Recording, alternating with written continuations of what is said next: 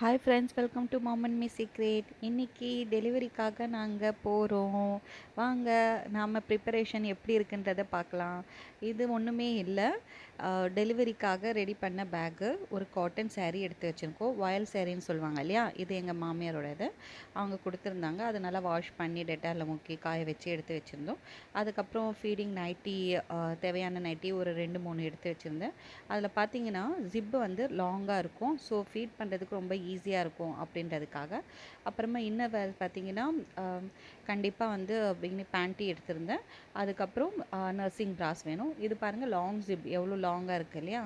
Baby ஃபீடிங்க்காக வாங்கினேன். ரொம்ப நல்லா இருக்குது. இதுவும் ஆன்லைனில் தான் வாங்கினேன். ரொம்ப சீப்பாக கிடச்சிது. ஷாப்பில் போனோன்னா 550ன்னு சொன்னாங்க. ஆன்லைனில் ஒரு 250லேயே கிடச்சிருச்சு. இது வந்து உள்ளன் என்னென்ன துணி வேணும் பாப்பாவுக்கு, குல்லா, அதுக்கப்புறம் ஸ்வெட்டர், அப்புறமா சின்ன சின்ன க்ளோத்ஸ் எல்லாமே நியூவாக வாங்கியிருந்தோம். எல்லாமே ஃபஸ்ட்டு ரெடி பண்ணி வச்சோம். அப்புறம் டவல் வேணும். மற்றபடி எல்லாமே வந்து இல்லையா அங்கேயே கிடச்சிடும். பெருசாக வேறு எதுவுமே நாங்கள் எடுத்துகிட்டு போகல. டெலிவரி ஆன அப்புறம் வேறு ஏதாவது வேணுமா அப்படின்றத நாம் பார்த்துக்கலாம் அப்படின்னு முடிவு பண்ணிவிட்டேன்.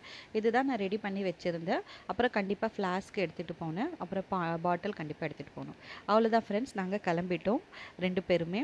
இதில் பைக்கில் தான் போகணுமே. ஏர்லி மார்னிங் பாருங்கள், எல்லாருமே வந்து இல்லையா குளிரில் இருப்பாங்க. நான் ஸ்வெட்டர் எல்லாமே போட்டுட்டு எல்லாமே ஜர்கின் எல்லாம் மாட்டிட்டு தான் போனேன். இது ஒரு கிளிப்ஸ் எடுத்தது இவருக்கே தெரியாது. அதுக்கப்புறம் குழந்த பிறந்துருச்சு. குழந்த பிறந்த அப்புறம் நான் எப்படி இருக்கேன்னு பாருங்கள். இது குழந்த பிறந்த அப்புறம் நான் நானே எனக்காக எடுத்துக்கிட்டது. இப்படி இருந்தவன் நான் எப்படி மாறணும் அப்படின்றதுக்காக இந்த கிளிப் நான் எடுத்துக்கிட்டேன். இது உங்கள் கூட ஷேர் பண்ணுறேன். ஓகே, பரவாயில்ல, நல்லா தான் இருக்கேன். இது பாருங்கள், குழந்த பிறந்த அப்புறம் என்கிட்ட ஃபஸ்ட்டு காட்டினாங்க. ஹெல்த்தியாக இருக்குது பேபின்னு சொன்னாங்க.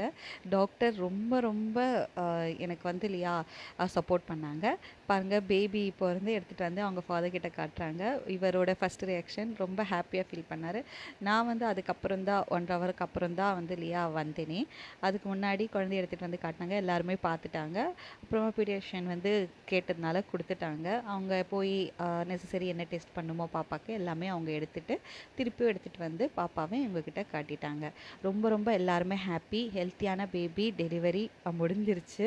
எனக்கு டெலிவரி ஆகிடுச்சு. எல்லாருமே கேட்டுட்டு இருந்தீங்க, சிஸ்டர் உங்களுக்கு டெலிவரி ஆகிடுச்சா, அப்புறமா வந்து எல்லாருமே கங்க்ராட்ஸ் பண்ணியிருந்தீங்க. என்னால் யாருக்குமே ரிப்ளை பண்ண முடியல.